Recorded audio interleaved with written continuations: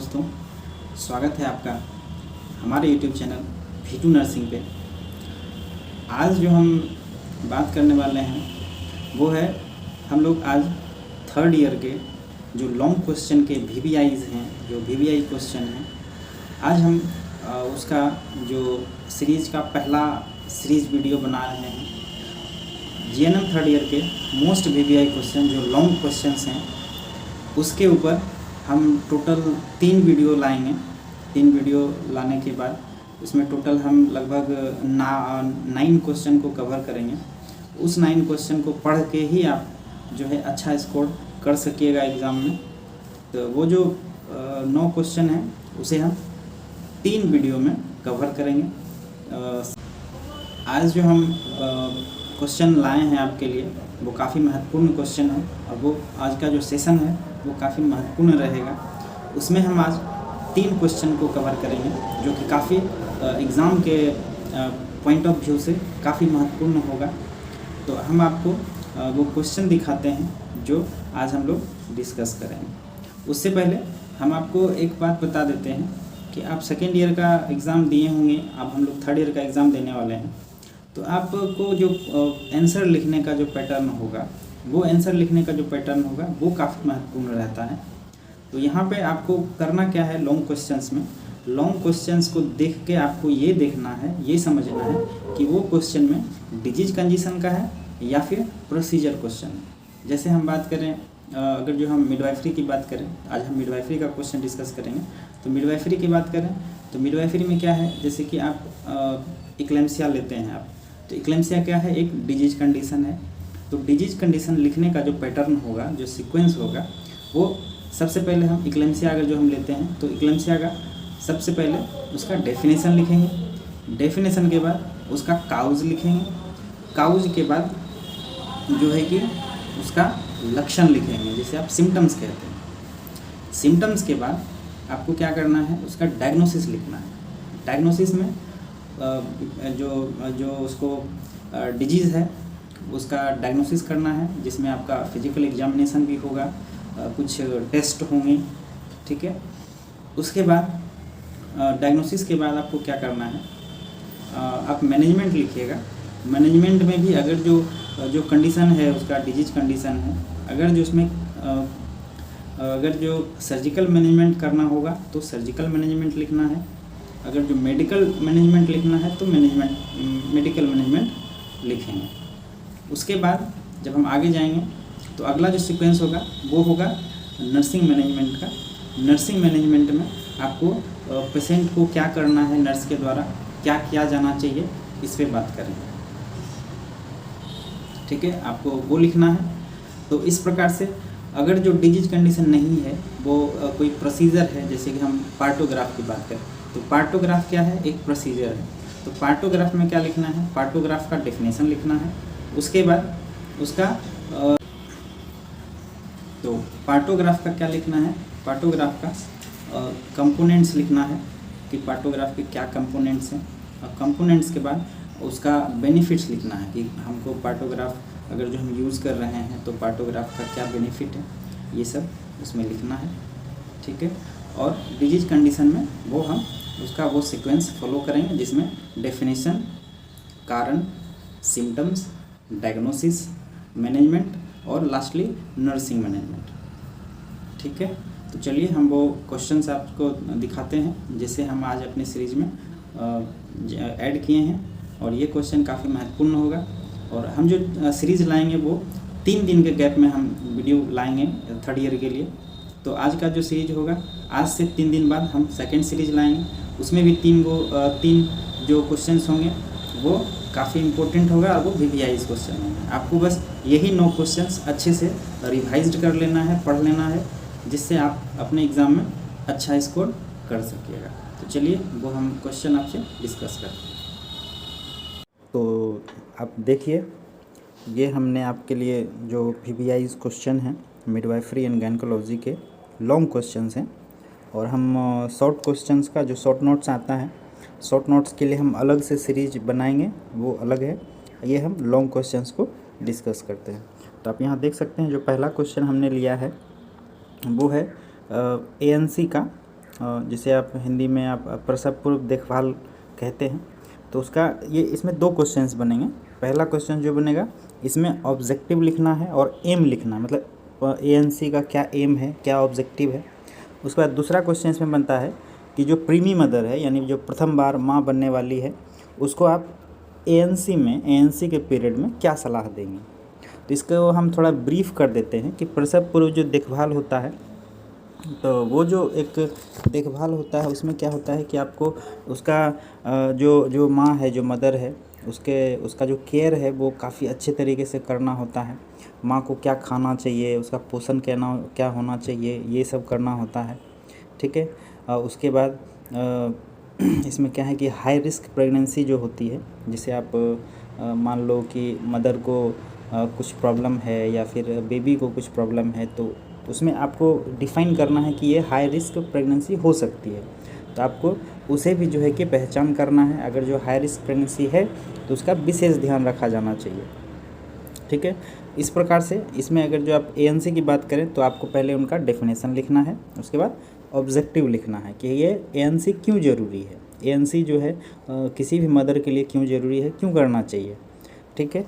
उसके बाद अगर जो हम आगे बात करें कि जो प्रीमी मदर है उसे आप क्या सलाह देंगी, तो उनको क्या सलाह देना है कि उनको किस प्रकार का जो रहन सहन होता है प्रेगनेंसी पीरियड में उन्हें वो फॉलो करना है। जैसे कि न्यूट्रिशन से रिलेटेड होगा, जिसमें कितना विटामिन, उनको कितना मिनरल्स लेना है पर डे। आप देखते होंगे कैल्शियम का, आयरन, फोलिक एसिड का जो टैबलेट्स दी जाती है प्रेग्नेंट वुमन को, वो ज़रूरी होता है। उसके बाद जो है कि प्रेगनेंसी टाइम में एक्सरसाइज करना है, माइल्ड करना है, कैसे करना है, आराम करना है, उसको कैसे काम करना है, कितनी नींद लेनी है, इस प्रकार का सलाह आपको देना होता है। उसके बाद जो हाइजीन मेंटेन करना होता है फिज़िकली, वो उन्हें बताना है। स्वस्थ शिक्षा देना है कि किस प्रकार से उन्हें अपना दैनिक दिनचर्या जो है करना चाहिए। और लास्टली उसको मानसिक सहारा देना है, मोरल सपोर्ट देना है मदर को, कि उन्हें किसी प्रकार का बच्चे को लेके और अपने आप को लेके किसी प्रकार का कोई जो है कि शंका ना रहे, सब कुछ अच्छा होगा, इस प्रकार का एक मोरल सपोर्ट क्रिएट करना होता है। दूसरा क्वेश्चन है पार्टोग्राफ। ये काफ़ी महत्वपूर्ण क्वेश्चन है। पार्टोग्राफ में क्या है कि पार्टोग्राफ में आपको ये कहना होता है, ये करना होता है कि पार्टोग्राफ होता क्या है। सबसे पहला आपको पार्टोग्राफ का डेफिनेशन लिखना है। डेफिनेशन में ये बताना है कि ये पार्टोग्राफ क्या है और इसका क्या यूजेज है। उसके बाद इसके कंपोनेंट्स लिखने हैं। जैसे कि हम आपको बताएं कि पार्टोग्राफ क्या है, तो पार्टोग्राफ जो है वो प्रसव प्रोसीजर, जो डिलीवरी प्रोसीजर जो स्टार्ट होती है वहाँ से लेके लास्ट 3rd स्टेज का जो डिलीवरी होता है वहाँ तक हम लोग पार्टोग्राफ का यूज करते हैं। ये क्या है? यह एक चार्ट होता है जिसमें फर्स्ट स्टेज का लेबर से लेके 3rd स्टेज तक का लेबर का जो भी घटनाएं होती है या जो भी घटनाक्रम होता है उसमें उसे नोट किया जाता है।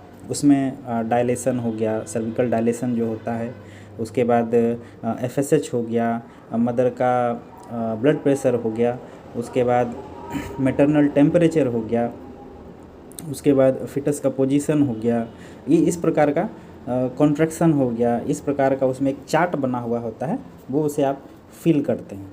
इससे क्या पता चलता है कि जो डिलीवरी है, जो लेबर है, वो लॉन्ग तो नहीं हो रहा या उसका जो पैटर्न होता है वो नॉर्मल है। इस प्रकार से पार्टोग्राफ का यूज किया जाता है।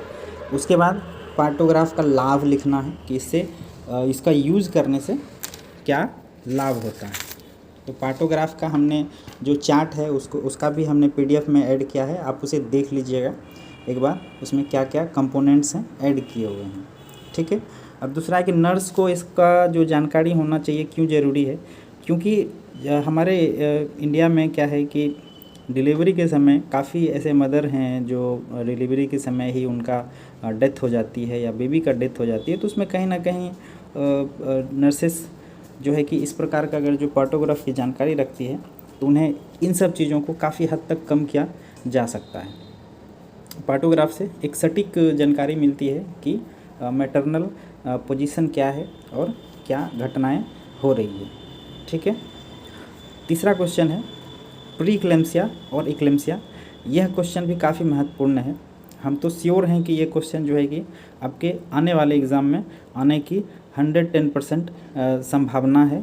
ठीक है, तो इक्लेम्सिया में क्या है और प्री इक्लेम्सिया क्या है, दोनों आपको एक ही जैसा सुनने में लग रहा होगा, लेकिन ये दोनों अलग अलग कंडीशन है। प्री इक्लेम्सिया में क्या होता है, मदर का जो ब्लड प्रेशर होता है प्रेगनेंसी के टाइम में वो बढ़ जाता है। ये कितना बढ़ हो जाता है कि 140/90 mmHg से अगर जो अधिक हुआ तो वो प्री इक्लेम्सिया का कंडीशन हो सकता है। उसमें और भी कई सिम्टम्स होते हैं, जैसे कि आपका जो फिजिकल बॉडी स्ट्रक्चर है वो थोड़ा सा एडिमा हो जाता है, उसमें सूज जाता है शरीर, उसका पैर फूल जाएगा, है ना, इस प्रकार का सिम्टम्स है। उसके बाद जो यूरिन वो मदर करती है, उस यूरिन में जो है कि एल्बुमिन और प्रोटीन की मात्रा आने लगती है। तो इस प्रकार का कंडीशन को जो है प्री इक्लेम्सिया कहेंगे। यह एक प्री स्टेज है। प्री इक्लेम्सिया उतना सीवियर नहीं माना जाता है। ठीक है, इसमें भी क्या है, अगर जो अच्छे से देखभाल किया जाए, ANC चेकअप अच्छे से किया जाए तो मदर को कोई प्रॉब्लम नहीं होती है। तो प्री इक्लेम्सिया में भी आपको डेफिनेशन लिखना है, उसके बाद इसका कारण लिखना है, साइन सिम्टम्स लिखना है, उसके बाद इसका नर्सिंग केयर लिखना है। डायग्नोसिस तो हमने आपको जैसे बताया कि उसका हाइपरटेंशन, उसका BP चेक करना है। अगर जो एडिमा है तो उसको फिजिकल एग्जामिन करेंगे। अगर जो यूरिन में प्रोटीन और एल्बुमिन की मात्रा है तो उसका हम यूरिन टेस्ट करवाएंगे। ठीक है, उसके बाद आता है इक्लेम्सिया। तो इक्लेम्सिया में क्या है, प्री इक्लेम्सिया का ही यह जो है एक बढ़ी हुई अवस्था आप समझ सकते हैं। इसमें जो है थोड़ा सा पेशेंट का कंडीशन ज़्यादा ख़राब हो जाता है। अगर जो आप प्री इक्लेम्सिया को डिटेक्ट नहीं कर पाते हैं तो इक्लेम्सिया कंडीशन में थोड़ा सा दिक्कत हो जाती है, गंभीर हो जाती है। इसमें क्या होता है, जैसे कि आपको जो मदर है उसे दौरे पड़ सकते हैं, जिसे आप कन्वल्सन कहते हैं, या मदर जो है कोमा में भी जा सकती है। इसका कारण भी जो है कि प्री इक्लेम्सिया का बढ़ी हुई अवस्था को इक्लेम्सिया कहा जाता है। इसके सिम्टम्स भी बहुत हैं, बेहोश होना, जल्दी दौरे पड़ जाना, जो ब्लड प्रेशर होता है मदर का वो काफ़ी बढ़ जाना। इसमें क्या होता है, ओलिगुरिया और एनुरिया हो जाता है कंडीशन, मतलब जो पेशेंट है उसका यूरिन कम हो जाता है। नोसिया, वोमिटिंग भी हो सकता है, एब्डोमेन पेन होगा, एब्डोमेन स्पेस्म होगा। ठीक है, इस प्रकार का सिम्टम्स होता है। और इक्लेम्सिया का स्टेज भी लिखना है आपको। इक्लेम्सिया का स्टेज जो है वो जैसे प्री स्टेज होता है, टोनिक स्टेज होता है, कन्वल्सिंग स्टेज होता है, इस प्रकार का लिखना है। उसके बाद इसका मैनेजमेंट, आप पेशेंट को क्या मैनेजमेंट देंगे, उसके बाद इसका ट्रीटमेंट। और जब लेबर के समय, अगर जो इक्लेम्सिया की पेशेंट है, लेबर के समय उनको किस प्रकार से देखभाल करनी है, यह भी इसमें इंक्लूड किया जाता है। तो ये 3 क्वेश्चन हैं जो आपको देखना है। आप अपने नोटबुक में जो PDF हम आपको डिस्क्रिप्शन में देंगे उसे आप डाउनलोड कर लीजिए और अपने नोटबुक में अच्छे से इसका स्टडी कीजिए। उसके बाद जो सेकेंड सीरीज़ होगा मेरा, वो सेकेंड सीरीज़ हम 3 दिन के बाद फिर आपको 3 क्वेश्चन का सीरीज़ दे देंगे। ठीक है, थैंक यू। अभी जो हमने क्वेश्चंस डिस्कस किए हैं आपके साथ, ये इसी तरह के क्वेश्चंस आगे 2 सीरीज़ में और आएंगे। टोटल 9 क्वेश्चन हम लोग डिस्कस करेंगे। आपको अपने नोटबुक्स में इसे अच्छे से रिवाइज करना है, आपको अच्छे से पढ़ लेना है। हम 3 क्वेश्चन जो हम आज रिवाइज किए हैं, आज हम लोग डिस्कस किए हैं, उसका PDF हम अपने डिस्क्रिप्शन बॉक्स में डाल देंगे। आप वहाँ जाके आप PDF को डाउनलोड कर लीजिए। डाउनलोड करके आप अपने नोटबुक पे प्रैक्टिस कीजिए, उसमें जितना अच्छे से सटीक आंसर लिखने का प्रयास कीजिए। अब बाकी यह काफ़ी महत्वपूर्ण क्वेश्चन होगा और आप एग्ज़ाम, जब आपका एग्ज़ाम का टाइम आएगा तो हम और कुछ डिस्कस करेंगे 3rd ईयर के लिए। आप अपने एग्ज़ाम दे के आइए, उसके बाद हमें कमेंट कीजिए, हम वेट करेंगे कमेंट का।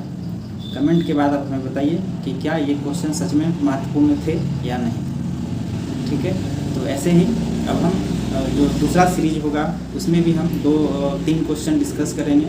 तब तक के लिए आपको कोई भी डाउट्स या सजेशंस हैं तो वो हमें आप कमेंट करें, और कमेंट करके हम चाहेंगे कि उसका हम आपको जानकारी दे सकें, उसका रिप्लाई दे सकें।